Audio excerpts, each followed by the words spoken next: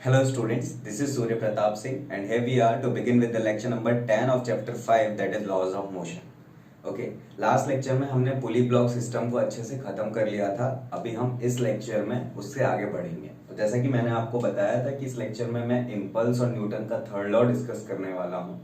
तो let's start with the topic that is impulse. Okay तो impulse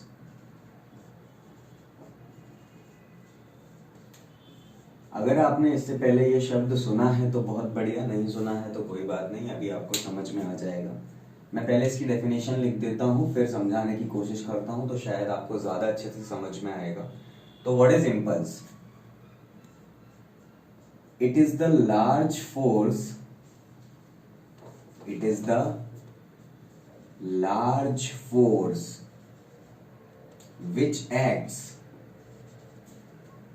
which acts for a shorter period of time.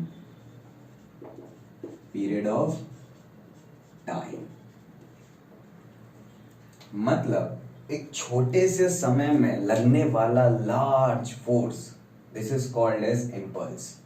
ठीक है, basically it is the total effect of large force. It is the total effect of large force. Total effect of large force which acts for a shorter period of time. Clear? To produce finite change in momentum. To produce finite change in momentum. अब इसको अच्छे से समझें.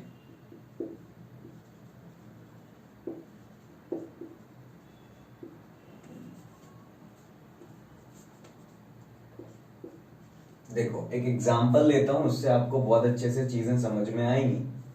Example आपका क्या है? Example है आपका जैसे एक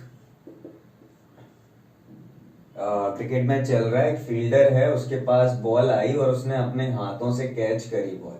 ठीक, तो अगर आपने देखा हो गौर से, तो जब वो फील्डर बॉल को कैच कर रहा होता है तो वो क्या करता है, पीछे की तरफ ले जाता है, अपना हाथ पीछे की तरफ ले जाता है, ले जाता है. ऐसा उसको सिखाया जाता है कि हाथ पीछे की तरफ ले जाओगे तो बॉल का जो फोर्स है वो आप पे कम लगेगा, वो आप पे कम महसूस होगा, कम फील करोगे आप उस फोर्स के इफेक्ट को, है ना. जो फोर्स लगा उसके इफेक्ट को आप अपने हाथों पे कम फील करोगे. बात समझ में आई? ठीक है, अगर आप ध्यान से सोचें तो वो जो बॉल नीचे गिर रही है सम वेलोसिटी, उसका कुछ मोमेंटम होगा. तो बेसिकली उसका मोमेंटम इस हमारे हाथों में ट्रांसफर होगा. मोमेंटम ट्रांसफर होगा कि नहीं होगा? हाँ सर, मोमेंटम ट्रांसफर होगा. तो उसका जो भी मोमेंटम था या जो भी उसने फोर्स लगाया वो हमारे ऊपर लगाएगा. यानी कि वो जो इफेक्ट फील हुआ, ऐसा बोला जाता है कि अगर मैं ये जो टाइम है पीछे की तरफ टाइम अगर बढ़ा दूंगा तो मैं उस फोर्स के इफेक्ट को कम महसूस करूंगा. यानी इम्पल्स जो आएगा वो कम आएगा. क्यों? देखे समझते हैं. ठीक, इम्पल्स की बात है यहाँ पे किसकी बात है? कैच करने में इम्पल्स की बात है. देखें, इम्पल्स इज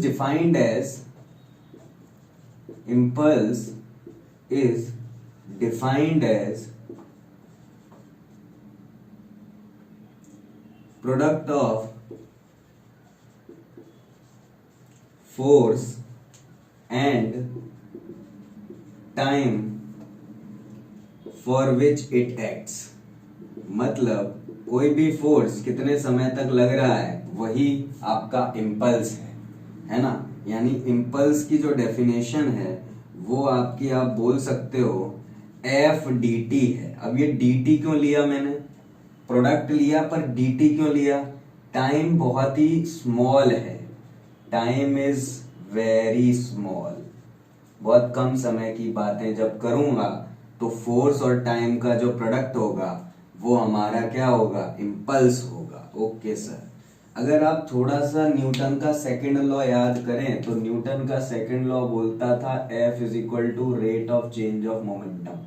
तो मोमेंटम का change is F d t. बोलो हाँ या ना? हाँ सर. यानी कि चेंज इन मोमेंटम ही इम्पल्स है, चेंज इन मोमेंटम ही इम्पल्स है. Impulse is nothing impulse is basically change in momentum. अब आप सोचो, आपने जब ये बॉडी का वो जो मोमेंटम आया, तो मोमेंटम में जो चेंज हुआ उस बॉल के, वो काफी स्मॉल अगर होगा तो फोर्स जो होगा वो काफी कम फील होगा। लॉजिकल सी बात है, मतलब एफ डी टी का प्रोडक्ट स्मॉल होगा यानी इम्पल्स स्मॉल होगा। क्यों स्मॉल होगा? सोचे, आप अगर इस टाइम को बढ़ाएंगे, इस टाइम को अगर आप बढ़ाएंगे तो जो फोर्स लग रहा है, जो बहुत शॉर्टर पीरियड ऑफ टाइम के लिए लग रहा था, तो एक इम्पल्स क्रिएट कर रहा था अच्छा खासा। क्योंकि इम्पल्स तभी डिफाइन है जब टाइम बहुत कम हो, बहुत बहुत कम हो। ठीक है, अब टाइम अगर आप ज्यादा ले रहे हो, टाइम अगर आप ज्यादा ले रहे हो तो आप उसका जो इम्पल्स लगेगा हमारे हाथों पे उसको कम कर रहे हो, टाइम की वैल्यू बढ़ा रहे हो। बात समझ में आई? आई नहीं आई? तो यानी कि इस एक एग्जांपल तो आपने ये ले लिया कि कैच करने पे हम जो रिएक्शन टाइम है वो बढ़ा देते हैं, तो हमारा जो इम्पल्स है वो कम हो जाता है ना। तो हमारा जो फोर्स हम फील करते हैं, मतलब इम्पल्स दैट जो इफेक्ट फोर्स का हम फील करते हैं वो हम कम करते हैं। ठीक है भाई। दूसरा एग्जांपल अगर आप लेना चाहो इसमें, तो आप ले सकते हो कि जैसे एक कोई आदमी है, वो बिल्डिंग से कूदा, अगर बिल्डिंग से कूदा, नीचे सीमेंटेड फ्लोर पे कूदेगा तो उसके टुकड़े टुकड़े हो जाएंगे, हड्डी वड्डी टूट जाएगी। पर अगर नीचे रेत का बढ़िया टीला रखा हो, हीप, रेत सैंड की हीप हो, तो उस सैंड हीप पे कूदेगा तो उसको कुछ नहीं होगा। वो सैंड सैंड बेसिकली क्यों नहीं कुछ होगा? क्योंकि सैंड में जब वो गिरेगा तो उसका रिएक्शन टाइम जो है वो बढ़ जाएगा, मतलब उसको समय मिलेगा, सैंड में वो घुस जाएगा। सैंड में वो घुसेगा तो उसको जो गिरने, मतलब जस्ट गिरने पे जो इम्पैक्ट आ रहा था, वो इम्पैक्ट के लिए उसको समय ज्यादा मिलेगा। तो उस पे जो धरती ने इम्पल्स लगाया होगा, या उसने जो भी फोर्स से वो गिरा जस्ट नीचे, उसकी वजह से जो भी इम्पल्स क्रिएट हुआ होगा वो बहुत कम होगा। बात समझ में आई है ना? तो दूसरा एग्जांपल ले सकते हो, a person falling on cemented floor और सैंड की हीप। मतलब इम्पल्स मैंने क्यों डिफाइन किया? मैंने इम्पल्स इसलिए डिफाइन किया कि इम्पल्स जो चीज है वो शॉर्टर पीरियड ऑफ टाइम के लिए लग रही है, बहुत छोटे समय के लिए बहुत बड़ा फोर्स का लगना। बात समझ में आई? बहुत छोटे समय के लिए बहुत बड़ा फोर्स का लगना, तो एक बहुत छोटा सा चेंज इन मोमेंटम होगा, वो इम्पल्स है। बात समझ में आई? This is impulse. क्लियर है? अच्छा, अगर आप दोनों साइड इंटीग्रेशन लगा दोगे तो आपके पास इधर मोमेंटम मिल जाएगा, इधर मतलब चेंज इन मोमेंटम मिल जाएगा, यहाँ P final minus P initial, और इस साइड आपका आ जाएगा इंटीग्रेशन एफ डी टी। तो ये भी आपका क्या है? इम्पल्स ही है, P final minus P initial. बात समझ में आई है ना? क्लियर है? और P final minus P initial किसका लोगे आप? वो बॉडी का जिस पे फोर्स का इफेक्ट है, वो बॉडी का जिस पे फोर्स का इफेक्ट है। जैसे कि ये पर्सन का है ना, जैसे कि इस बॉल का है ना, जिस वजह से फोर्स का इफेक्ट है, जिस वजह से फोर्स का इफेक्ट है। बात समझ में आई? तो this is what all is impulse is all about. ठीक है, तो ये इम्पल्स है आपका। Impulse is basically F d T, और आपको इंटीग्रेशन एफ डी टी भी बोल सकते हो।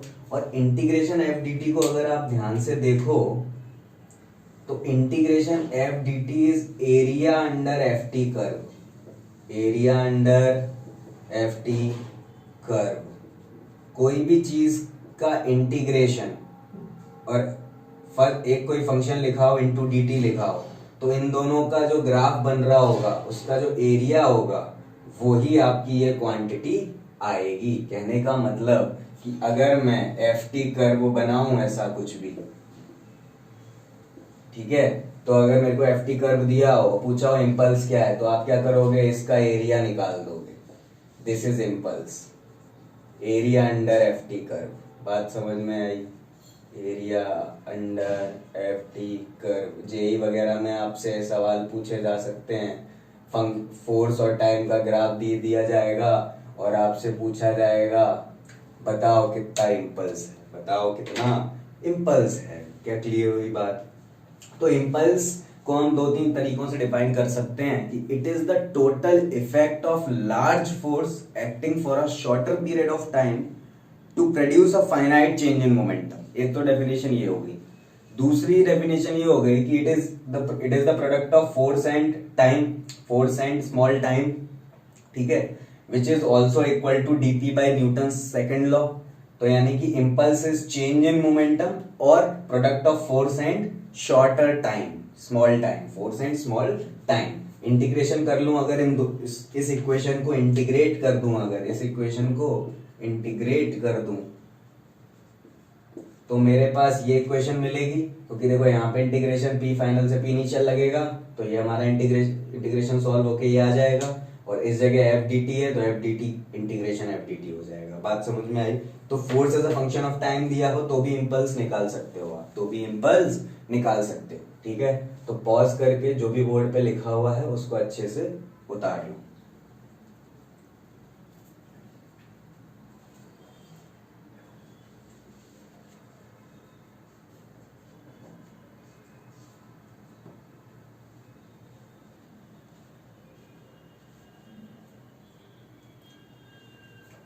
ओके,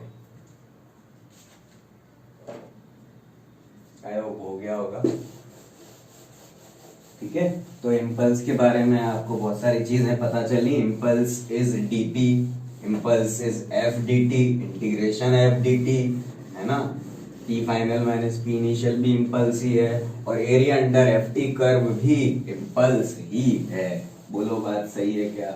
हाँ सर सही है। ओके, अच्छा चलो इम्पल्स पे क्वेश्चन कर लेते हैं, जो अच्छा क्वेश्चन है। ठीक है, एनसीईआरटी का ही है क्वेश्चन, ये इम्पोर्टेंट भी है, एक्सरसाइज का है, दे देते हैं। चलो क्वेश्चन है कुछ ऐसा कि आपको ग्राफ दिया है एक्स टी कर्व जानते हो, पोजीशन टाइम ग्राफ, पढ़ा होगा आपने चैप्टर नंबर 3 में।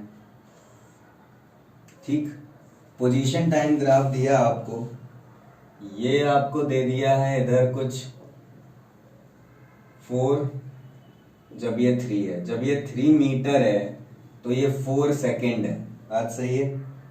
टाइम दिया है सेकेंड्स में, एक्स दिया है मीटर्स में। ठीक, ओके, ये 0 से स्टार्ट होगा, ऐसा ग्राफ दिया है एक्स टी। और जो पार्टिकल है उसका मास दिया है आपको 4 kg। कितना दिया है? 4 kg। ठीक ठीक, आपसे पूछा गया पहला, force acting on particle, force acting on particle for time less than 0, time greater than 4 second, time 0 से 4 सेकेंड के बीच में। 3 टाइम पे फोर्स पूछा गया है, पार्टिकल पे कितना लग रहा, और इंपल्स पूछा है 0 सेकेंड पे, इंपल्स एट t बराबर 0 सेकेंड और t बराबर 4 सेकेंड। ठीक, तो ये आपसे सवाल पूछे गए हैं, क्लियर है? तो आपसे पूछा गया है कि आप इंपल्स, बेसिकली फोर्स बताओ पार्टिकल पे 3 जगह पे, और फिर इंपल्स बताओ 2 जगह पे। ठीक, अच्छा, और आपको 1 डायमेंशनल मोशन ही कंसीडर करना है। आपको consider 1 dimensional motion, consider 1D motion. ठीक, तो इम्पल्स का ये पहला सवाल है। पहले तो 1-2 सवाल है, मैं ही कराऊंगा, ऑब्वियस सी बात है। ठीक है, प्रैक्टिस के लिए आपको बहुत सारे सवाल दूंगा, आप उनको करना, और डाउट्स हो तो पूछना। ठीक है, चलो अभी इधर आ जाते हैं। Force acting on particle t less than 0 greater than 4 t। अच्छा, तो चलो ए पार्ट करते हैं। फोर्स एक्टिंग निकाल रहे, फोर्स एक्टिंग ऑन पार्टिकल हमको ढूंढने का है, क्लियर? ओके, 3 जगह ढूंढने का है। पहली जगह जो है हमारी t लेस देन 0 सेकेंड्स। अच्छा साहब, लेस देन 0 सेकेंड पे अगर आप देखो, पार्टिकल की पोजीशन ही 0 से स्टार्ट हो रही है, 0 सेकेंड पे ही पार्टिकल चलना चालू किया है। पार्टिकल की पोजीशन कब बदलना चालू करी है? 0 के बाद ही बदलना चालू करी है ना, 0 के आगे। 0 से पीछे वाला टाइम तो के बारे में कोई डेफिनेशन दिया नहीं है। अब आप ये मत बोलो कि सर टाइम 0 से कम कैसे होगा। टाइम तो हमने डिफाइन किया है ना कि 0 सेकेंड से चालू होता है, पर टाइम तो 0 से भी कम हो सकता है ना, क्यों नहीं हो सकता? -2 से 4 तक का इंटरवल ले लूं मैं टाइम में, क्यों नहीं ले सकता? ले सकता हूं। बात समझ में आई? तो टाइम लेस देन जीरो का मतलब है जब चीजें शुरू ही नहीं हुई थी। 0 सेकंड मतलब मैं उसके पास पहुंचा ही नहीं था, वो जो भी पार्टिकल की ऑब्जर्वेशन थी वो कर ही नहीं रहा था, मैं तो अपना कहीं रास्ता अपना काम कर रहा था। तो उस एक्सपेरिमेंट के लिए तो टाइम लेस देन जीरो था कि नहीं था? था ना सर? ओके। तो टाइम लेस देन जीरो पे एक्सपेरिमेंट स्टार्ट ही नहीं हुआ था, मतलब पार्टिकल मूव करना चालू ही नहीं हुआ था। तो पार्टिकल मूव करना चालू नहीं हुआ था, पार्टिकल डजंट मूव। ग्राफ में क्लियर है कि particle does not move, particle does not move. और अगर पार्टिकल मूव नहीं करेगा तो पार्टिकल पे जो फोर्स लगेगा वो कितना लगेगा? जीरो लगेगा। ओके। सेकंड पार्ट, अगर आप ध्यान से देखो तो second part t greater than 4 second पे है। t ग्रेटर देन 4 सेकंड पे पार्टिकल अगर आप देख रहे हो 3 मीटर तक चला है फिर रुक गया है 3 मीटर पे। xt ग्राफ का मतलब, अगर आपको ग्राफ रीडिंग आती हो तो ग्राफ रीडिंग से क्लियर बात है कि ये जो पार्टिकल है ये 4 सेकंड तक चला, 3 मीटर तक पहुंचा और 3 मीटर पे रुका रहा। आगे मतलब टाइम को भले ही बढ़ाता रहा पर 3 मिनट के बाद उस पे कोई फोर्स नहीं लग, मतलब कोई फोर्स नहीं लग रहा है या उसका कोई मोशन नहीं हो रहा, कोई मोशन नहीं हो रहा। फिर से there is no motion of particle, there is no motion of particle, है ना? और पार्टिकल का कोई मोशन नहीं है क्योंकि x कांस्टेंट है, x कांस्टेंट है। क्लियर है? 3 मीटर पे रुका हुआ है, दैट इज फोर्स फिर से क्या हो गया? जीरो। ओके, यानी फोर्स हमारा 4 सेकंड के बाद भी जीरो, 0 सेकंड से पहले भी जीरो, और 0 से 4 के बीच में है कि नहीं है वो अब देखना पड़ेगा, वो अब देखना पड़ेगा।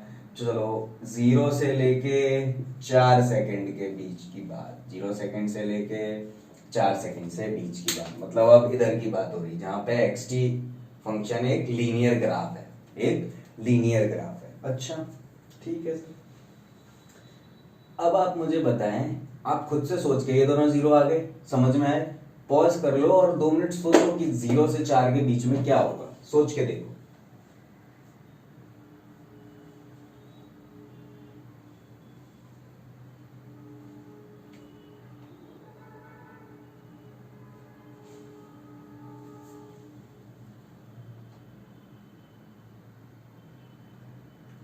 ओके, मैं कराता हूं, देखो 0 से 4 के बीच में अगर आप ध्यान से देखो तो xt ग्राफ है, ये जो xt ग्राफ का स्लोप जो है वो क्या देता है हमें? वेलोसिटी देता है, नहीं देता? अरे भाई, स्लोप ऑफ xt कर्व क्या देता है आपको? वेलोसिटी देता है, हाँ या ना? स्लोप जो है वो कांस्टेंट है, दिख रहा है नहीं दिख रहा? स्लोप फिक्स्ड है, एक लाइन है सीधी। स्लोप फिक्स्ड है यानी वेलोसिटी कांस्टेंट है, यानी मैं ये बोलूंगा कि slope of xt curve is constant, that is velocity is constant for the particle between 0 to 4 second. अगर वेलोसिटी कांस्टेंट है तो एक्सेलरेशन जीरो है, हाँ या ना? देयरफॉर फोर्स जीरो है, फोर्स जीरो है। मतलब पार्टिकल में 0 से पहले भी कोई फोर्स नहीं लग रहा, 4 के बाद भी कोई फोर्स नहीं लग रहा, और 0 से 4 के बीच में भी कोई फोर्स नहीं लग रहा। There is no force acting on the particle before 0 second, after 4 second, between 0 and 4 second. अगर आप गौर करो तो आप बोलोगे कि सर जब फोर्स ही नहीं लग रहा तो पार्टिकल मूव कैसे कर रहा, एक्सी ग्राफ कैसे आ रहा? बताओ सर, ये कैसी बेवकूफ जैसी बातें कर रहे हो आप? अरे मैं बेवकूफों जैसी बात नहीं कर रहा, बेवकूफ तो आप हो गए हो। मैंने फिर से मेरे शब्दों को सुनो कि 0 से पहले फोर्स नहीं है, 4 के बाद फोर्स नहीं है, 0 से 4 के बीच में फोर्स नहीं है, पर 0 पे और 4 पे तो फोर्स है ना। फिर से सुनना, 0 से पहले फोर्स नहीं है, 4 सेकंड के बाद फोर्स नहीं है, 0 सेकंड और 4 सेकंड के बीच में फोर्स नहीं है, पर 0 सेकंड पे और 4 सेकंड पे, मतलब t इक्वल टू 0 पे और t इक्वल टू 4 पे। अभी देख, इक्वल टू कहीं नहीं लिया तूने, less than, greater than, greater than, greater, less than. बात समझ में आई? t इक्वल टू 0 वाली कंडीशन और t इक्वल टू 4 वाली कंडीशन हमने तीनों में से कहीं भी नहीं ली। बात समझ आई? तो फोर्स बॉडी पे कब कब लग रहा? 0 पे लगा। बात समझ आई? 0 पे लगा एकदम, बहुत ही शॉर्टर पीरियड ऑफ टाइम के लिए, माइक्रो सेकेंड्स के लिए, और उस फोर्स ने इसको 3 मीटर चला दिया। बात समझ आई? 3 मीटर चलते चलते फिर एक फोर्स इस पे लगा, 3 मीटर कांस्टेंट वेलोसिटी से चला नहीं चला, तो वो जो फोर्स जस्ट इस पे लगा वो लग के बस बंद हो गया। मतलब वो फोर्स जो था वो बहुत बड़ा फोर्स था जो शॉर्टर पीरियड ऑफ टाइम के लिए लगा। बात समझ में आई? यानी ये जो बॉडी इधर से इधर मूव करी, ये इंपल्स के कारण करी। किसके कारण करी? इंपल्स के कारण। Large force for shorter period of time. देख, 0 के बाद कोई फोर्स नहीं है, पहले कोई फोर्स नहीं है, पर 0 पे फोर्स है, 0 पे फोर्स है, माइक्रो सेकेंड्स के लिए होगा। बात समझ आई? हाँ, आई आई आई। अब इंपल्स निकालेंगे हम 0 सेकंड पे और 4 सेकंड पे। बात समझ में आई? इंपल्स क्यों आएगा 0 पे और 4 पे? क्योंकि फोर्स होगा 0 पे और 4 पे। तो इंपल्स निकालने के लिए हम फोर्स निकालेंगे, है ना, या फोर्स नहीं निकालेंगे तो चेंज इन मोमेंटम निकालेंगे। वो करेंगे अभी सेकंड बी पार्ट। ए मैंने अभी कराया है, आप पॉज करके ए लिख लो, फिर मैं आपको बी कराता हूं। ठीक है, लिखो।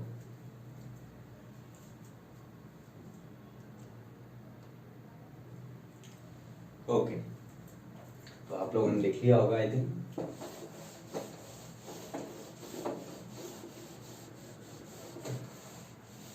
अच्छा,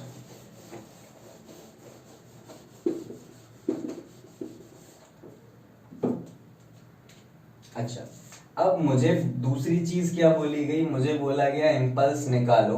क्या निकालो? इंपल्स निकालो 0 पे और 4 पे, हाँ या ना? तो t इक्वल टू 0 पे देखता हूं, t इक्वल टू 0 पे देखता हूं। इंपल्स होता क्या है? इंपल्स या तो आपका एफ डी टी है या फिर आपका चेंज इन मोमेंटम है, P final minus P initial. बोलो सही है? हाँ सर। तो कैसे करूं? ये वाला ये यूज करूं या ये यूज करूं? मतलब ये momentum change in momentum use करूं या फोर्स इनटू टाइम यूज करूं? देख, फोर्स इनटू टाइम इसलिए यूज नहीं कर सकता क्योंकि टाइम, कितने टाइम के लिए फोर्स लग रहा है वो इधर क्लियर नहीं है, वो इधर क्लियर नहीं किया गया है। माइक्रो सेकंड्स के लिए लग रहा है, पर कितने माइक्रो सेकंड्स के लिए लग रहा है ये नहीं बताया। बात समझ में आई? तो टाइम वाला तो यूज नहीं कर सकते, तो हमें क्या यूज करना पड़ेगा? Change in momentum. मतलब इस बॉडी का मोमेंटम चेंज देखना पड़ेगा मुझे। t इक्वल टू 0 पे कितना हुआ है? t इक्वल टू 0 पे कितना हुआ है? सोचो, 0 से जस्ट पहले इसका मोमेंटम कितना था? 0 था, और 0 के जस्ट बाद इसका मोमेंटम कितना हो गया? सोच, इसकी एक कांस्टेंट वेलोसिटी हो गई, नहीं होगी? तो कांस्टेंट वेलोसिटी के हिसाब से मास इनटू वेलोसिटी एक मोमेंटम आया होगा, नहीं आया होगा? हाँ, आया होगा। वो क्यों आया? क्योंकि इस पे फोर्स लगा ना 0 पे एक, जिसने इस बॉडी को चलाया, और फिर एक फोर्स लगा यहाँ पे 4 सेकंड पे, जिसने उस बॉडी को रोका। बात समझ में आई? तो एक फोर्स जो इधर लगा छोटे से टाइम के लिए, उसने इधर का इंपल्स बनाया, मतलब इधर मोमेंटम चेंज किया तो बॉडी मूव कर गई, और फिर इधर जो फोर्स लगा उसने बॉडी का फिर से मोमेंटम चेंज किया। वो जो इंपल्स था उसने इधर फिर से बॉडी का मोमेंटम चेंज किया, जो मोमेंटम बढ़ रहा था वो घटा दिया, एकदम रोक दी बॉडी को, फिर बॉडी स्टेगनेंट हो गई। तो इस सवाल की feel I? I hope I हो। इंपल्स निकाल लेते हैं अब, तो बचा क्या? इंपल्स t इक्वल टू 0 पे निकाल रहे, तो इंपल्स का फॉर्मूला हम यूज करेंगे p final minus p initial. अच्छा, फाइनल बोले तो 0 के जस्ट बाद, तो 0 के जस्ट बाद मास है आपका, मास, और जो भी आपकी वेलोसिटी आई होगी, और इनिशियली तो वेलोसिटी थी नहीं तो ये 0। बात समझ में आई? मास की वैल्यू 4, वेलोसिटी की वैल्यू देख लो आप, देखो ये 3 है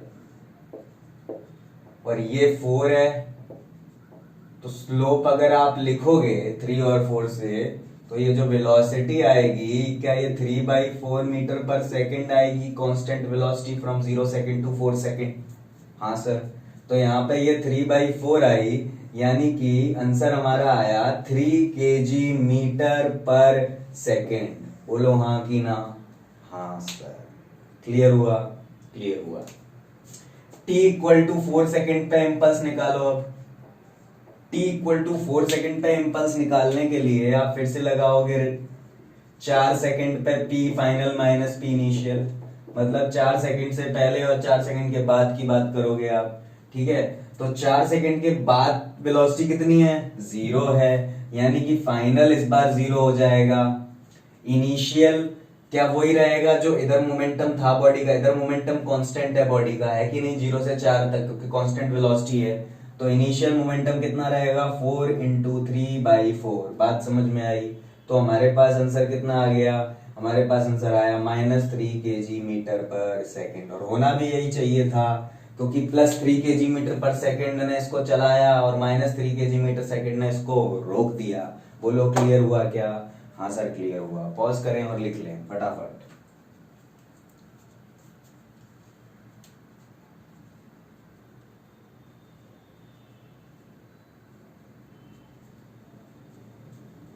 ठीक है ओके। तो ये था आपका एक बहुत ही प्यारा सा सवाल, इम्पल्स निकालने का, फोर्स निकालने का, एक्सटी ग्राफ दिया हो, इम्पल्स कैसे निकाला, चेंज इन मोमेंटम से, ध्यान रखें। ओके ठीक है, ठीक है।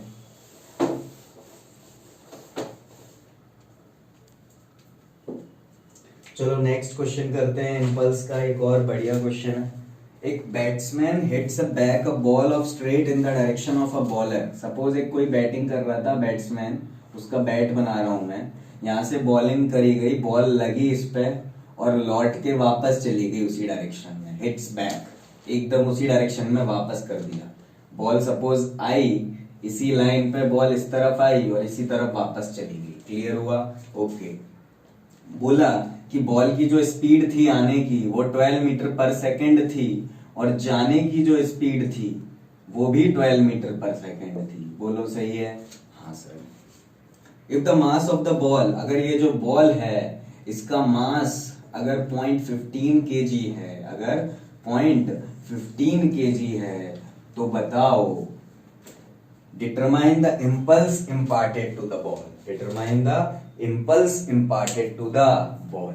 देखो बहुत सिंपल सी बात है, ये एक बहुत ही अच्छा सा एग्जांपल है। जब हम बैटिंग कर रहे होते हैं तो बॉलर बॉल फेंकता है और हम उसको ऐसे मान लो फ्लिक किया हमने, तो हमने क्या किया, बहुत ही तेज फोर्स लगा। सपोज जब बॉल आई मेरे बैट पे लगी तो बॉल ने बहुत ही तेज फोर्स लगाया ना मेरे बैट पे, बहुत शॉर्टर पीरियड ऑफ टाइम के लिए, बहुत ही तेज फोर्स लगाया बहुत ही शॉर्टर पीरियड ऑफ टाइम के लिए, यानी कि मेरे बैट से एक इम्पल्स क्रिएट हुआ उस बॉल पे। बोल हुआ कि नहीं हुआ? हुआ। तो वो जो इम्पल्स क्रिएट किया तूने उस बॉल पे, वो इम्पल्स पूछा है तेरे से। अगर बॉल बैक गई हो, बॉल एकदम बैक गई हो, तो बॉल एकदम बैक गई हो तो मतलब एकदम स्ट्रेट पाथ में वापस गई हो। क्लियर है? तो देखो हमें इम्पल्स पूछा गया है, इम्पल्स अच्छा क्वेश्चन होता है ना। इम्पल्स के लिए हमें पता है कि चेंज इन मोमेंटम लगाने का, फोर्स वोर्स तो कहीं दिया नहीं है, टाइम वाइम कहीं दिया नहीं है, तो चेंज इन मोमेंटम लगाते हैं। क्या लगाते हैं? Change in momentum. Change in momentum लगाएंगे यानी P final minus P initial, यानी पी फाइनल यानी कि बॉल का मोमेंटम इससे बैट पे लगने के बाद, बॉल का मोमेंटम बैट पे लगने के बाद, तो यानी कि mass of ball into velocity of ball, और वेलोसिटी ऑफ बॉल कितनी हो गई? 12 मीटर पर सेकेंड, वो भी माइनस की, वो भी माइनस की। बात समझ में आई? क्यों माइनस की मैंने मानी? अगर आप ध्यान से देखो तो जो इधर स्पीड है, अगर इसको आप पॉजिटिव मानोगे तो लौटने वाली स्पीड को आप नेगेटिव मानोगे, क्योंकि वेक्टर है ना आपका वेलोसिटी, तो इसको पॉजिटिव मान लिया, इसको नेगेटिव मान लिया, तो लौटने वाला जो फाइनल मोमेंटम है वो मास इंटू -12 हो गया, माइनस मास इंटू प्लस का 12। बात समझ में आई? तो अगर ध्यान से देखो आप तो मास इंटू माइनस का 24 ये, और मास की वैल्यू है 0.15, तो माइनस का 0.15 into 24 kg metre per second. इसको आप सॉल्व कर लो, 24 का इंटू 0.15 से करोगे तो आपको 3.6 वैल्यू मिलेगी। कितनी मिलेगी? 3.6 kg metre per second. 2 marks के लिए इजी सा सवाल है ये, कि स्ट्रेट पाथ में गई, किसमें गई? स्ट्रेट पाथ में। तो खुद से सोच लो कि जो बॉडी का मोमेंटम है, फाइनल मोमेंटम क्या हो जाएगा? इस बॉल का मास इंटू इसकी वेलोसिटी, और इनिशियल मोमेंटम जो आ रहा था आने वाली बॉल का मास इंटू इसकी वेलोसिटी। तो इनिशियल वाला प्लस का 12 ले लिया है, क्लियर है, और फाइनल वाला माइनस का 12 ले लिया है, और हमने चेंज इन मोमेंटम लिख दिया, और वही हमारा इम्पल्स होगा। होगा कि नहीं होगा? होगा सर, होगा होगा। अच्छा, ये उतार लेना, पर उसके साथ साथ में मैं आपको एक क्वेश्चन और देता हूं, वो क्वेश्चन आपको पॉज करके प्रैक्टिस करना है। बिल्कुल ऐसा ही सवाल है, इम्पल्स इम्पार्टेड ही निकालना है आपको। क्वेश्चन इस बार इतना ऐसा है कि वही बैट्समैन है, क्लियर है। अब वही बैट है, वही बॉल आई, लगी, ठीक है, बॉल आई, बॉलर ने फेंकी, बॉल 54 किलोमीटर पर आवर से, कितनी से? 54 किलोमीटर पर आवर से बॉलर ने बॉल को फेंका, बॉल इधर टकराई, बॉल टकरा के वापस सीधी नहीं गई इस बार। पिछली बार सीधी गई ना, इस बार सीधी वापस नहीं गई, इस बार एक एंगल पे वापस चली गई। बोला उसने कि एंगल जो था वो 45 डिग्री था। कितना था? 45 डिग्री था। तो अब बताओ कि इस केस में कितना इम्पल्स इम्पार्ट किया, इस केस में कितना इम्पल्स इम्पार्ट हुआ उस बॉल पे। अगर बॉल का मास आपको 0.15 kg जो पिछले प्रॉब्लम में दिया था, बिल्कुल वही दिया हुआ है। क्वेश्चन में सिर्फ थोड़ा सा चेंज आया, थोड़ा सा ट्विस्ट किया कि ये जो बॉल वापस सीधे जा रही थी वो अब एक एंगल पे डिफ्लेक्ट हो गई। क्लियर हुआ? तो यानी फाइनल मोमेंटम जब आप लिखोगे तो फाइनल मोमेंटम तो इस बॉल का अगर आप देखोगे तो उसके दो कंपोनेंट होंगे, एक इधर और एक इधर, या जो भी वेलोसिटी उसके दो कंपोनेंट होंगे, एक इधर और एक इधर। बोलो हाँ या ना? हाँ सर, एकदम सही। तो चलो ट्राई करो आप, ये जो भी वेलोसिटी है रिटर्निंग की ये बिल्कुल उतनी है, वेलोसिटी में चेंज नहीं आया, पर एंगल 45 डिग्री था। 45 डिग्री एंगल पे डिफ्लेक्ट करी हमने, 45 डिग्री एंगल पे डिफ्लेक्ट करी। ऐसा समझो बढ़िया बल बैट्समैन के बैट पे आई, 45 डिग्री के एंगल पे डिफ्लेक्ट हो गई और बढ़िया छक्का पड़ा हमारा, ठीक है। तो अब उसके लिए आप बताओ कि कितना इम्पल्स क्रिएट किया आपने बॉल पे कि आप छक्का लगाया आपने। क्रिकेट तो खेलते ही होगे यार, है ना? तो निकालो वो, ट्राई करो और इसको लिख लो।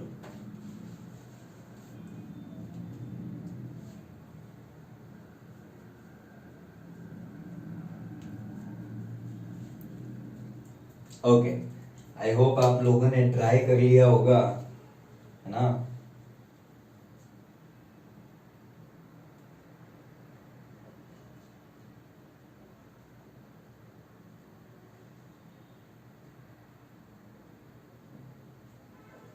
आई होप आप लोगों ने ट्राई कर लिया होगा। चलो ये मैं टार दे रहा हूँ, वो वाला कराता हूँ।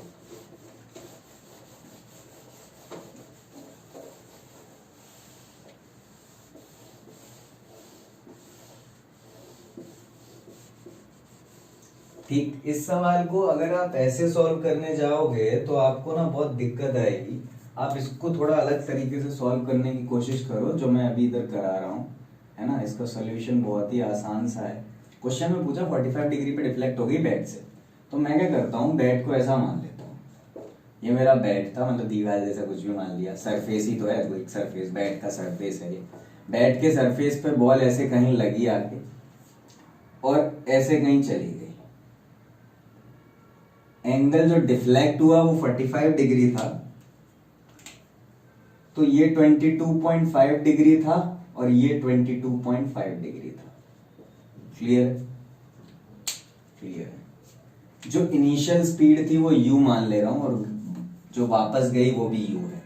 ये u आपको 54 किलोमीटर दी हुई है। कितनी दी है? 54। तो u की वैल्यू अगर 54 किलोमीटर पर आवर है, तो इसको मीटर पर सेकंड में चेंज करने के लिए 5/18 से इंटू कर देता हूं, तो ये मीटर पर सेकंड में हमारे पास 15 मीटर पर सेकंड आ जाएगी। 18 3 जा 54, 3 5 जा 15, ठीक है भाई? ओके, तो 15 मीटर पर सेकंड की स्पीड से बॉल आई और 15 मीटर पर सेकंड से स्पीड से बॉल चली गई, ठीक है। बॉल का मास जो था वो कुछ भी m था। क्या था? कुछ भी m, ठीक। अब खुद से सोच के देखो, ये जो u है जो ऐसे इंपार्ट हो रहा, आप दोनों को अलग अलग बनाओ, ये जो u ऐसे इंपार्ट हो रहा, इसके दो कंपोनेंट आप करोगे, एक ऐसा और एक ऐसा, हाँ या ना?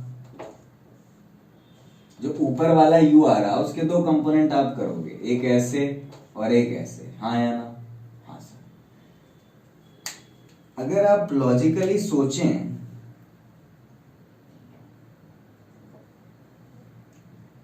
तो ये 22.5 आएगा नहीं आएगा? क्या ये समझ में आता है सबको? ये z बन रहा है नहीं बन रहा? तो ये 22.5 है तो ये 22.5 है, यानी कि 22.5 को आप एक काम करो, थीटा ले लो तो अच्छे से समझ आ जाएगा। क्या ले लो? थीटा। अब देखो आप, ये सरफेस है, सरफेस पे ऐसे u लग रहा, इस u के दो कंपोनेंट, एक इधर और एक इधर, ठीक? ध्यान से देखो, अगर ये थीटा तो क्या ये थीटा? हाँ सर। तो u का जो दो कंपोनेंट आए, एक इधर आया u साइन थीटा और एक इधर आया u कॉस थीटा। बोलो सही है? हाँ सर एकदम सही है। अगर आप नीचे वाला ये चीज देखो तो नीचे वाला ये चीज ऐसे जा रहा कुछ, और इसका ये जो एंगल है ये थीटा है, तो इसका इधर आया, अगर ये u है तो इसका इधर आया देखो u साइन थीटा, और इसका इधर कितना आया देखो u कॉस थीटा। बोलो बात समझ आई? आई नहीं आई? यार, इसका इधर u साइन थीटा, इसका इधर u कॉस थीटा। बोलो बात समझ आई? हाँ सर समझ आई। क्लियर है? ठीक। तो अगर आप ध्यान से देखो तो हॉरिजॉन्टल वाला कंपोनेंट देखो, u cos थीटा से बॉल आई और u cos थीटा से बॉल चली गई। बात समझ में आई? u cos थीटा से बॉल आई और u cos थीटा से बॉल डिफ्लेक्ट हो गई, ठीक? और अगर वर्टिकल कंपोनेंट में देखो तो u sin थीटा से बॉल आई और उसी डायरेक्शन में ही जा रही है, कोई डायरेक्शन भी चेंज नहीं हुआ उसका डायरेक्शन भी चेंज नहीं हुआ, उसका मैग्नीट्यूड भी चेंज नहीं हुआ। पर हॉरिजॉन्टल कंपोनेंट का अगर आप देखो, ये ऐसे इसका जो इधर ऐसे इसका एक इधर हॉरिजॉन्टल कंपोनेंट रहा होगा, तो वो हॉरिजॉन्टल ऐसे टकराया और वापस ऐसे चला गया। बात समझ में आई? तो हॉरिजॉन्टल कंपोनेंट में तो बिल्कुल पिछला सवाल ही दिख रहा है कि ऐसे बॉल आई और वापस चली गई। पर वर्टिकल कंपोनेंट में तो बॉल आई और जाती ही रही, कोई चेंज ही नहीं आया मोमेंटम में, और हॉरिजॉन्टल कंपोनेंट में मोमेंटम में चेंज है, हाँ या ना? हाँ सर। तो जो इंपल्स इंपार्ट होगा इस केस में, वो आपका किस में होगा? सिर्फ हॉरिजॉन्टल कंपोनेंट की वजह से होगा। वर्टिकल कंपोनेंट में कोई चेंज नहीं है मोमेंटम में, तो वर्टिकली कोई इंपल्स इंपार्ट नहीं होगा और हॉरिजॉन्टली इंपल्स इंपार्ट होगा। बात समझ में आई? हाँ सर समझ में आई। ठीक है, ऐसा लिख लो, there is no change in vertical momentum. ठीक है, या vertical velocity, vertical component of velocity जो हमारा u sin थीटा है, ठीक? That is, no impulse is imparted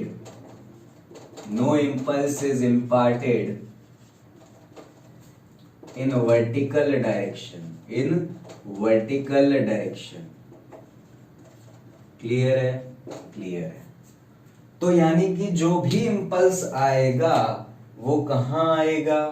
वो आपका कहां आएगा? जो भी इंपल्स आएगा वो आपका हॉरिजॉन्टल डायरेक्शन में ही आएगा। इंपल्स जो भी आएगा वो कहां आएगा? हॉरिजॉन्टल डायरेक्शन में आएगा। और वो कितना होगा? P final minus P initial. Okay, अगर मैं P इनिशियल को पॉजिटिव ले लूं, मतलब ये अगर इधर वाला ये जो कंपोनेंट है इसको पॉजिटिव ले लूं, मास m है, वेलोसिटी u cos थीटा है, ठीक है? तो m u cos theta, clear है? ठीक। अच्छा, फाइनल लिखना है, पहले फाइनल लिखना है तो देखो m into minus you cos theta. क्यों माइनस यू कॉस थीटा? क्योंकि अगर जाने वाला पॉजिटिव तो आने वाला नेगेटिव, तो ये चीज जो है वो आप क्या मान लोगे? नेगेटिव। और इसको क्या मान लोगे आप? पॉजिटिव। ठीक है, तो ये फाइनल है और वो इनिशियल है। ठीक है, इनिशियली जब बॉल टकरा रही और जब बॉल टकरा के वापस जा रही तो फाइनली ये सिचुएशन है। तो फाइनल मोमेंटम जो हॉरिजॉन्टली लिखा जाएगा वो आएगा m into minus you cos theta minus m into you cos theta. तो माइनस एम यू यानी कि माइनस का 2mu कॉस थीटा। हाँ या ना? हाँ सर। Where theta is what 22.5 degree. Clear है? m is what 0.15 kg, u is what 15 metre per second. रख दो, तीनों इंपल्स मिल गया हॉरिजॉन्टल डायरेक्शन में। रख दो, लाओ इधर रख देता हूं, लो इधर रख दे रहा हूं।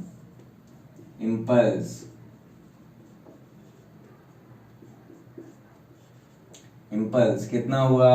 -2mu cos थीटा, यानी कि -2 इंटू एम की वैल्यू आपकी आई 0.15 इंटू 15 इंटू कॉस 22.5। इसको सॉल्व करोगे तो आपको जो आंसर मिलेगा वो मिलेगा 4.14 kg metre per second. Clear है? cos 22.5 की वैल्यू आप कैलकुलेटर से निकालोगे। क्लियर है? कैलकुलेटर से नहीं निकालनी आती तो कैसे निकालोगे? मैथमेटिकल इक्वेशन से निकालोगे। कैसे? पूछना है तो मुझसे पूछना, मैं बता दूंगा। जितनों को आता है उतनों को आता है। क्लियर है? इसकी वैल्यू 0.92 आएगी। कैसे आई? पूछ सकते हो आप मुझसे। ठीक है, ट्रिग्नोमेट्रिक फॉर्मूले को यूज करके हमने निकाला है। क्लियर है क्या? क्लियर है।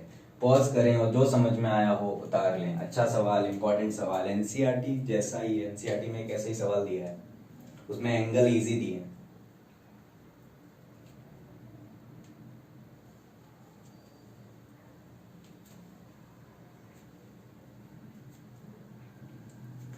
ओके, तो इस सवाल का कंसेप्ट क्या था? जो मोमेंटम चेंज हो रहा था वो सिर्फ हॉरिजॉन्टल डायरेक्शन में हो रहा था, वर्टिकल डायरेक्शन में कोई मोमेंटम चेंज नहीं था। इस वजह से जो इंपल्स इम्पार्ट हुआ वो हॉरिजॉन्टल डायरेक्शन में होगा बॉल पे, वर्टिकल डायरेक्शन में कोई इंपल्स इम्पार्ट नहीं होगा। क्लियर है? क्लियर है। लिख लिया होगा, मैं मिटा देता हूँ।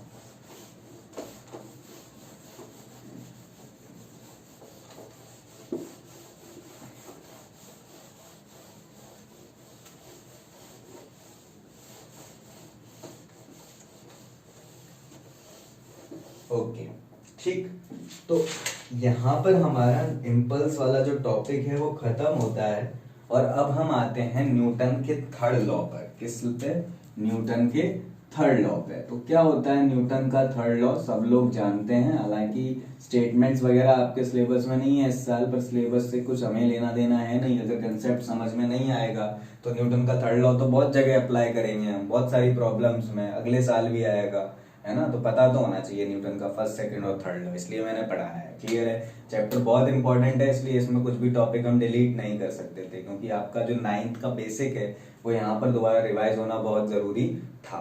ठीक है, चलो न्यूटन का थर्ड लॉ क्या होता है फटाफट देख लेते हैं। हम जानते हैं भाई न्यूटन का थर्ड लॉ बहुत सब लोग जानते हैं, सबने रटा हुआ है। Every action has an equal and opposite reaction. Every action has an equal and opposite reaction. Equal and opposite reaction मतलब कहने का मतलब ये है भाई कि दुनिया में कोई भी फोर्स, दुनिया में कोई भी फोर्स, ये फोर्सेस की बात हो रही है। किसकी बात हो रही है? फोर्सेस की।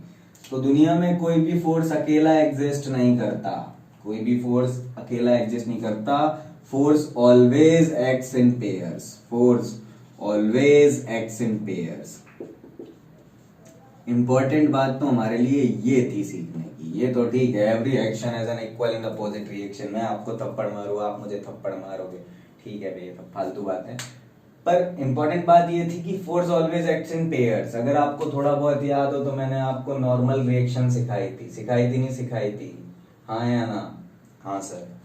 आप बोलते थे कि ये जो नीचे वाला सरफेस है, ये सरफेस इस बॉडी पे नॉर्मल रिएक्शन लगा रहा, और ये जो बॉडी है एम मास की, ये बॉडी इस सरफेस पे नॉर्मल रिएक्शन लगा रही है नीचे की तरफ। बोल बात समझ में आई? ठीक। तो ये जो नॉर्मल रिएक्शंस थे ये बेसिकली एक्शन रिएक्शन पेयर थे। ये क्या थे आपके? Action reaction pair. ठीक है, और ये एक्शन रिएक्शन पेयर, अगर आप एक चीज देखो गौर से इधर, तो एक्शन रिएक्शन पेयर में जो फोर्सेस होते हैं वो अलग अलग बॉडी पे लगते हैं। ये नॉर्मल रिएक्शन सरफेस पे लग रही और ये नॉर्मल रिएक्शन इस ब्लॉक पे लग रही, यानी कि force in action reaction pair, forces in action reaction pairs always acts on different bodies, always acts on different bodies। Clear हुआ? तो ये होता है इसलिए ऐसा होता है। बात समझ में आई? हाँ समझ में आई। क्लियर है?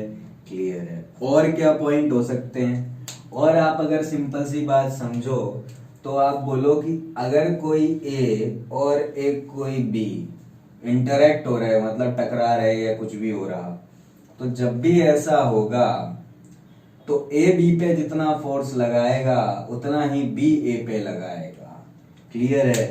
सपोज ए ने बी पे जो फोर्स लगाया वो force on B due to A था, और इसने इस पे इधर फोर्स लगाया force on A due to B था, तो हम बोलेंगे थर्ड लॉ के हिसाब से कि force on A due to B का वेक्टर इज माइनस का force on B due to A का vector. These forces are equal in magnitude and opposite in direction. These forces are equal in magnitude and opposite in direction whenever there is mutual interaction between the bodies. Mutual interaction between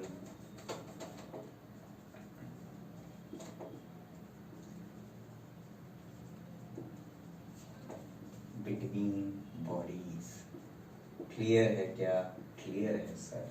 तो ये mutual interaction between bodies पर, यानी A B पे जितना force लगाएगा उतना ही B ए पे लगाएगा। मतलब अगर इन दो मार्कर को मैं यूं टकरा दूं तो टकराते वक्त इस मार्कर ने इस पे जितना फोर्स लगाया उतना ही इसने इस पे लगाया।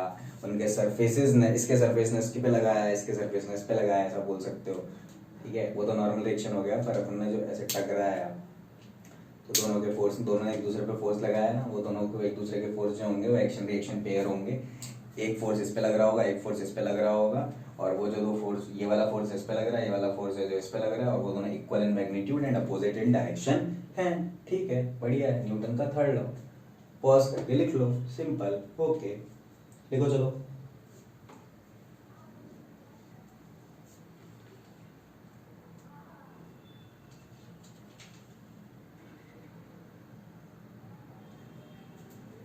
ठीक है, और ये जो फोर्स है कहीं भी लगा, मतलब एक्शन रिएक्शन पेयर हर जगह की बातें हैं। ग्रेविटेशनल फोर्स होगा या फिर आपका इलेक्ट्रिकल फोर्स होगा, मैकेनिकल फोर्स होगा, कोई भी फोर्स ले लो, वहां पर एक्शन रिएक्शन पेयर एग्जिस्ट करेगा। अगर एक्शन हो रहा होगा तो रिएक्शन भी होगा। ठीक है, इनमें कोई टाइम गैप नहीं होता एक्शन और रिएक्शन में। मतलब ये नहीं है कि ये लगा फिर ये लगा, ऐसा कुछ नहीं।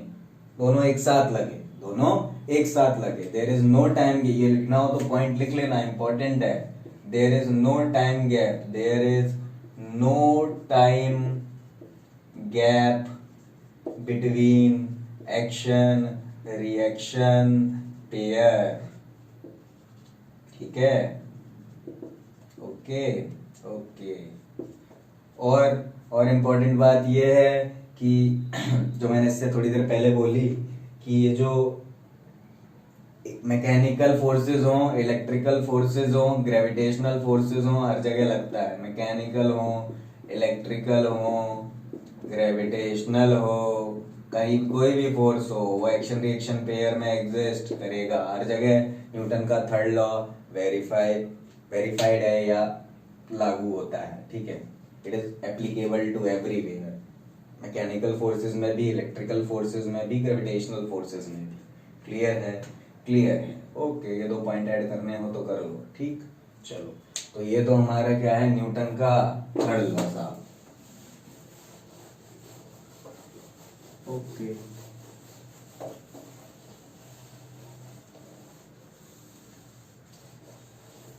ठीक है।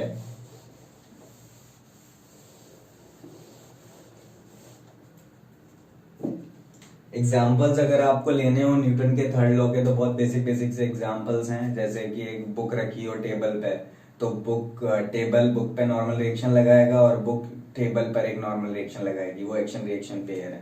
ठीक है, m g is not the reaction pair, m g reaction pair में नहीं आएगा। ठीक है, एम जी रिएक्शन पेयर में नहीं आएगा, ये आप ध्यान रखें। ठीक है, और दूसरा, आप जब वॉक कर रहे होते हैं तो मतलब आप सपोज धरती को पीछे की तरफ धक्का देते हैं, अगर आप थोड़ा सा फील करें, आप धरती को पीछे की तरफ धक्का देते हैं और धरती आपको आगे की तरफ धक्का देती है, हाँ या ना? तो this is also action reaction pair. वो सरफेस जब कांटेक्ट में होगा तो आपने सरफेस पे नॉर्मल रिएक्शन नीचे की तरफ लगाई और सरफेस ने आप पे एक नॉर्मल रिएक्शन आगे की तरफ लगाई। बात समझ में आई? आई नहीं आई? हाँ सर, आगे। ठीक, driving a nail into the wooden block. ठीक है भाई, एक कोई वुडन ब्लॉक है, उस पे आप जब ऐसे नेल घुसेड़ रहे होगे, ठीक है, तो वो मतलब जो वुडन ब्लॉक है वो रेजिस्ट करने की कोशिश करेगा, तो आप यहाँ से एक फोर्स कंटिन्यू दे रहे हो उसको, दे रहे हो नहीं दे रहे हो, तो वो फोर्स बेसिकली रिएक्शन पेयर बन रहा है। किसका? उस वुडन ब्लॉक के रेजिस्टिव फोर्स का। ठीक है, तो ये भी आपका एक एक्शन रिएक्शन पेयर हो गया। या फिर जहां आप अंगूठे को टच करके रखे हो, तो वहां पे जो फोर्स आप पीछे की तरफ नॉर्मल रिएक्शन आप सरफेस आपके अंगूठे पे दे रहा, वो आप अंगूठे से उसको दे रहे हो, आपने जो भी फोर्स लगाया उस मैनर में। बात समझ में आई? हाँ सर, समझ में आई। तो ये सब न्यूटन का थर्ड लॉ है, बेसिक बेसिक सी बातें हैं, इसमें कोई बहुत बड़ी बात नहीं है। ठीक, अब हम नेक्स्ट चीज पे आ जाते हैं, जो हमारा बहुत इंपॉर्टेंट टॉपिक है, एग्जाम में भी पूछा जाता है, जो अभी मैं नेक्स्ट टॉपिक पढ़ाने जा रहा हूँ, बहुत ही इंपॉर्टेंट है एग्जाम पॉइंट ऑफ व्यू से, कि Newton's second law contains, Newton's second law contains the first law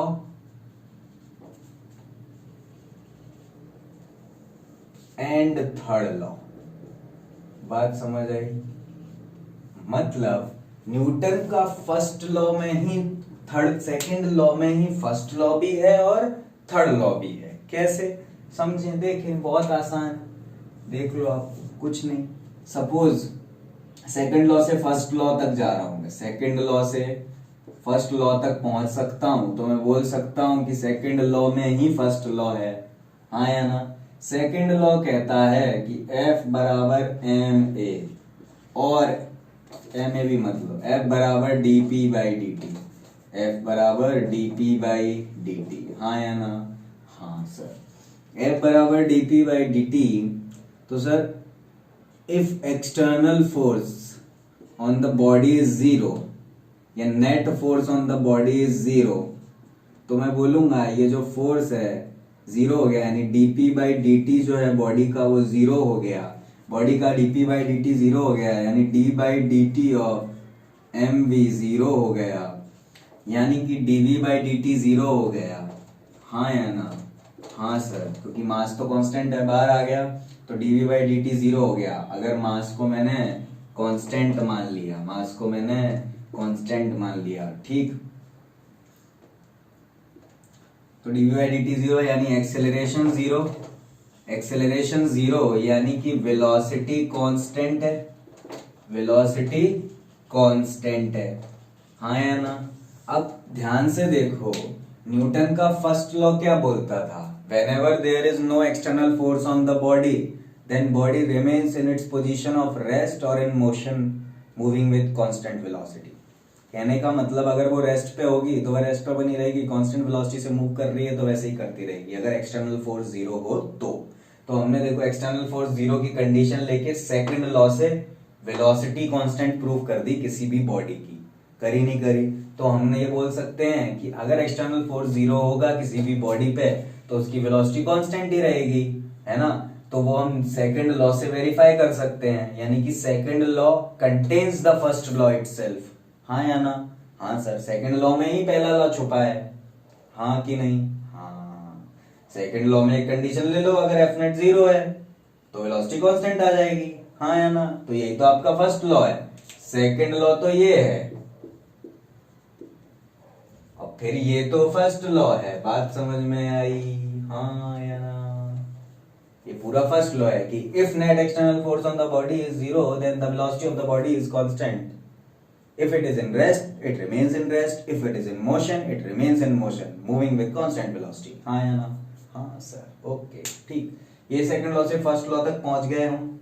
okay, second law से थर्ड लॉ तक की बात करते हैं। अब ये थोड़ा सा अच्छा है, देखो सुनो।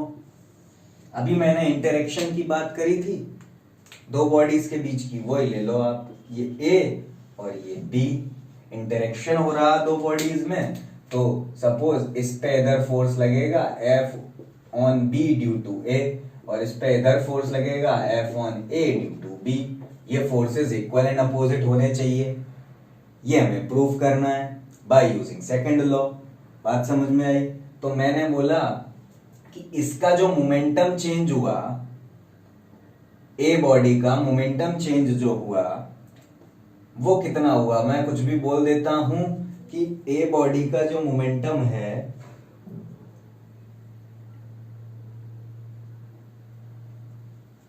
अच्छा ऐसे समझ लो आप, इसका कुछ पहले तो चलो ये कुछ भी मोमेंटम से आए होंगी, ठीक है। इसका जो मोमेंटम अभी आया इस फोर्स के लगने की वजह से, वो आया सपोज पी है, और इस पे जो मोमेंटम आया इस फोर्स के लगने की वजह से वो सपोज आया आपका पी बी।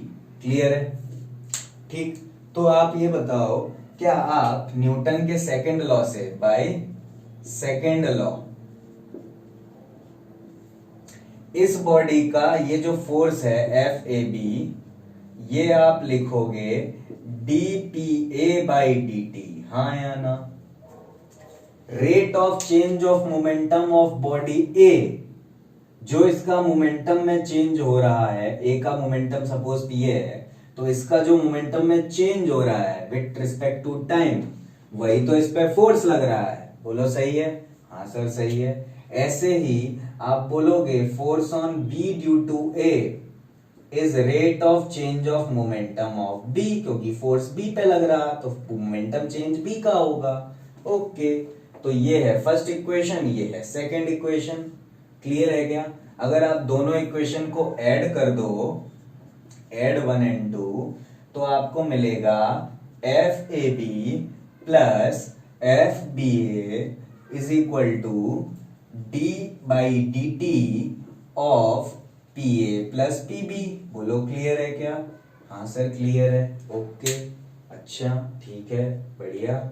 ये आपकी इक्वेशन आई फाइनल। ठीक, अब आप थर्ड लॉ को याद करें। थर्ड लॉ ये कहता है कि अगर कोई आपका एक्सटर्नल फोर्स नहीं है, अगर आपका कोई एक्सटर्नल फोर्स नहीं है, तो मतलब दो बॉडीज हैं, इंटरेक्शन हो रहा है और उसमें कोई एक्सटर्नल फोर्स नहीं है, तो वो बॉडी जो एक दूसरे पे फोर्स लगा रही होंगी वो इक्वल एंड अपोजिट होगा, वो इक्वल एंड अपोजिट होगा। अब सोचो, अगर कोई एक्सटर्नल फोर्स नहीं है इस पूरे सिस्टम पे, तो इसका उतना ही मोमेंटम चेंज होगा जितना इसका होगा, क्योंकि इस पे उतना ही फोर्स लग रहा है जितना इस पे लग रहा है। ऐसे सोच के देखो, है ना? तो अगर नेट एक्सटर्नल फोर्स नहीं है सिस्टम पे, तो नेट मोमेंटम में चेंज भी नहीं आएगा ए और बी के, नेट मोमेंटम में चेंज भी नहीं आएगा ए और बी के। तो यानी कि ये जो क्वांटिटी है, ये जो राइट साइड में लिखी हुई है, ये पूरी जीरो हो गई। बात समझ में आई? क्यों जीरो हुई ये क्वांटिटी? क्योंकि एक्सटर्नल फोर्स जीरो है, एक्सटर्नल फोर्स जीरो है सिस्टम पे। अगर सिस्टम पे एक्सटर्नल फोर्स जीरो है, जैसे कि अगर आप थोड़ा सा इसको महसूस कराता हूं मैं आपको कि वो नॉर्मल रिएक्शन ऐसे रखा था, ऐसे इधर लग रहा, ऐसे इधर लग रहा, अगर पूरे सिस्टम को देखो तो ए एन ने इनको मार दिया। नेट फोर्स कितना है सिस्टम पे? जीरो है कि नहीं? हाँ, नेट फोर्स कितना है सिस्टम पे? जीरो इस केस में, है कि नहीं? तो बिल्कुल वैसे ही अगर नेट फोर्स सिस्टम पे जीरो है, तो फोर्स अगर ये, तो मोमेंटम चेंज जो होगा बॉडीज का, मतलब सिस्टम का, वो जीरो होगा। यानी दोनों बॉडीज का मिलके मोमेंटम में कोई चेंज नहीं आया, दोनों बॉडीज के मिलके मोमेंटम में कोई चेंज नहीं आया। यानी कि F A B vector is minus का एफ बी ए वेक्टर, क्योंकि ये चीज जीरो हो गई तो इधर ये चीज इधर उचक के चली जाएगी, यानी ये कंडीशन आ जाएगी। यानी कि हमने न्यूटन के सेकंड लॉ से थर्ड लॉ डिराइव कर दिया। बात समझ में आई? Whenever there is no external force on the system, Then inside the system, between the two bodies, there are two forces which would be action reaction pairs, which would be action reaction pairs. Clear है? Clear है. Pause करें और दोनों को उतार लें. मैंने notes में बहुत अच्छे से लिखा हुआ है, इंपॉर्टेंट है एग्जाम पॉइंट ऑफ व्यू से. प्लीज उतार लें.